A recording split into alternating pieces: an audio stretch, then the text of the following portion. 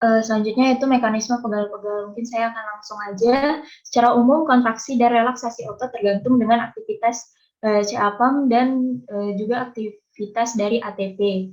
Pada saat terjadi pelepasan CA dan ATP, kontraksi otot akan berjalan sesuai fungsi dan tujuannya. Sedangkan pada saat kalsium kembali masuk dalam sarkoplasmik retikulum dan ATP mulai berkurang, maka fase relaksasi akan berjalan. Yang mempengaruhi fungsi ATP dalam kontraksi otot ini adalah oksigen dan glukosa dalam siklus glikolisis. Pada saat proses kontraksi yang berkepanjangan akan menyebabkan energi ATP akan semakin berkurang, sehingga terjadi perubahan dari metabolisme aerobik menjadi metabolisme anaerobik. Hal inilah yang menyebabkan pembentukan asam laktat dari perubahan pirufat.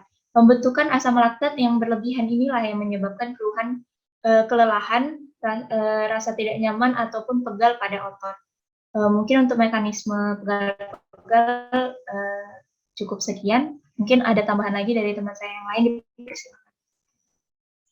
Kepada Saudara Immanuel dipersilakan.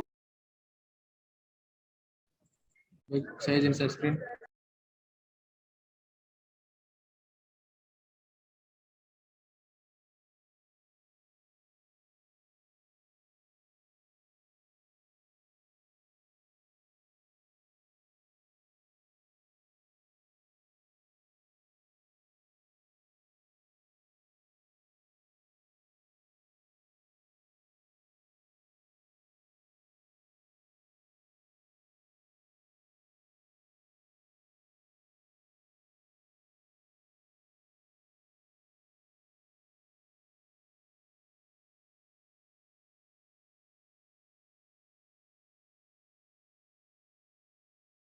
Apakah sudah terlihat?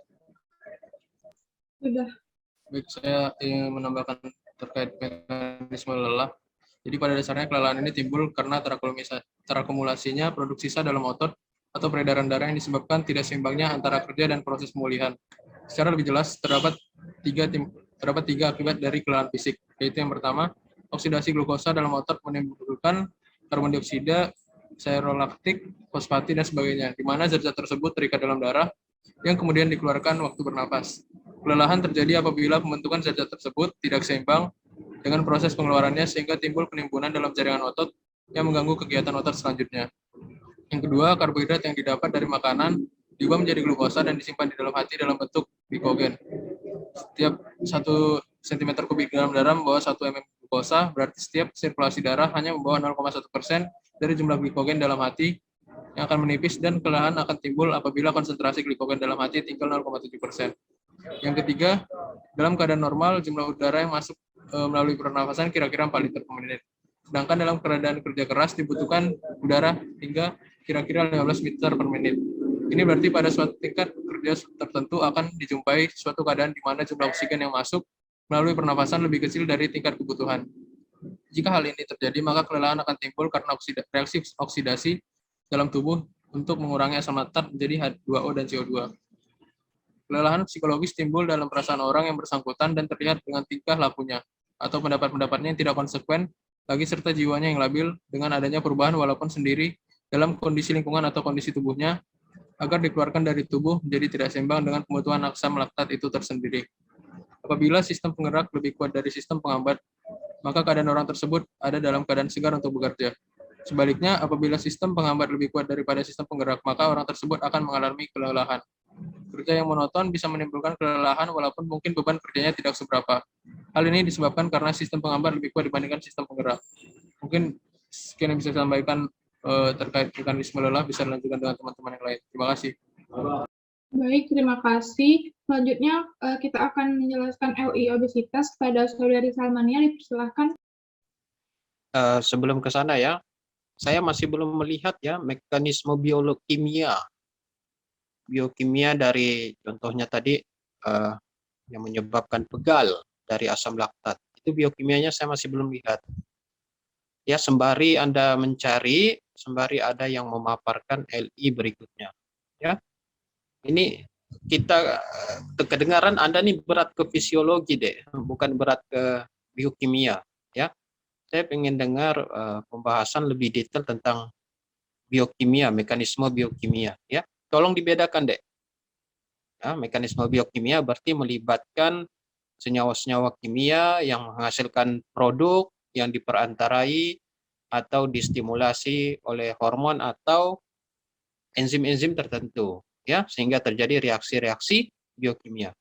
Tadi kan sudah yang menjelaskan tentang gluconeogenesis, sudah ada, glikolisis ada. Sayangnya belum mendengar tentang glikogenolisis, belum. Tadi jalur pentosa sudah, ya.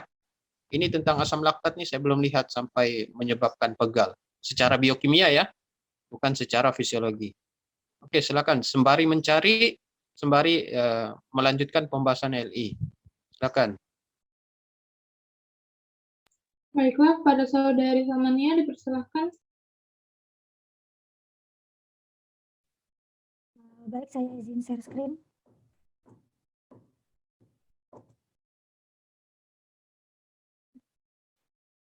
Saya akan memaparkan mengenai obesitas.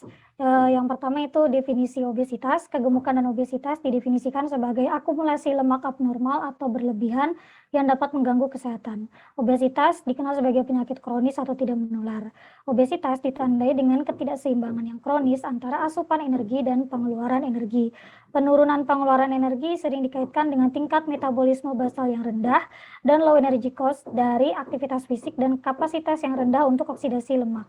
Obesitas sering dikaitkan dengan peningkatan risiko berbagai penyakit kronis seperti diabetes mellitus tipe 2, hipertensi, dan penyakit kardiovaskuler. Ya, lalu selanjutnya ada faktor penyebab obesitas.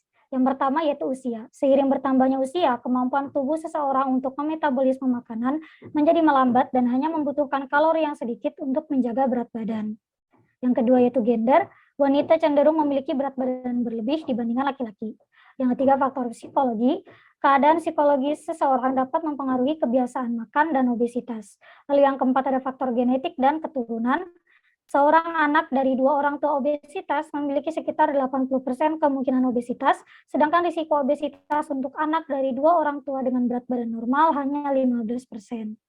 Lalu yang kelima yaitu penyebab endokrinologis.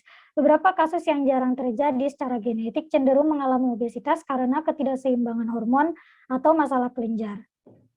Yang keenam yaitu faktor makanan. Peningkatan obesitas biasanya dikaitkan dengan jenis makanan, mengandung gula dan lemak yang dikonsumsi. Lalu manusia telah beralih dari diet tinggi protein ke diet tinggi karbohidrat dan tinggi lemak. Yang ketujuh yaitu tidur. Secara umum, anak-anak dan orang dewasa yang tidurnya terlalu sedikit cenderung memiliki berat badan yang lebih banyak daripada mereka yang cukup tidur. Selanjutnya yaitu ada risiko kesehatan yang timbul dari overweight dan obesitas, yaitu ada hipertensi, diabetes mellitus, dislipidemia, penyakit jantung, penyakit paru-paru, kanker, dan gangguan neurologis. Lalu selanjutnya ada manajemen obesitas. Para ahli merekomendasikan penurunan berat badan 1-3 pon atau 0,45 sampai 1,36 kg per minggu atau sekitar 1% dari berat badan seseorang. Berat badan dikurangi dan melakukan beberapa hal, yaitu membatasi asupan energi dari total lemak dan gula, meningkatkan konsumsi buah-buahan, sayur-sayuran, serta kacang-kacangan, serta melakukan aktivitas fisik secara teratur, 60 menit sehari untuk anak-anak dan 150 menit dalam seminggu untuk orang dewasa. Kalau misalkan upaya tersebut tidak konsisten, maka obat-obatan dan suplemen lain itu dapat diberikan. Tapi tetap aja obat-obatan yang diberikan itu punya efek samping. Obat-obatan yang bisa diberikan itu berupa antiobesitas, yaitu sibutramine, orlistat, trimonaban, dan lorcaserin. Lalu untuk mengatasi obesitas juga bisa dilakukan operasi. Operasi yang dilakukan yaitu gastric bypass surgery dan laparoscopic adjustable gastric band atau LAP-band. Selain obat-obatan dan operasi juga ada bahan-bahan alami yang bisa digunakan untuk perawatan obesitas, contohnya polifenol dan saponin. Sekian yang dapat saya sampaikan, mungkin bisa dilanjutkan ke LI berikutnya. Terima kasih. Baiklah, selanjutnya kita akan memasuki LI hasil pemeriksaan fisik dan laboratorium. Pada Saudari Rifda Ofira dipersilahkan. Baik, terima kasih moderator. Saya izin share screen.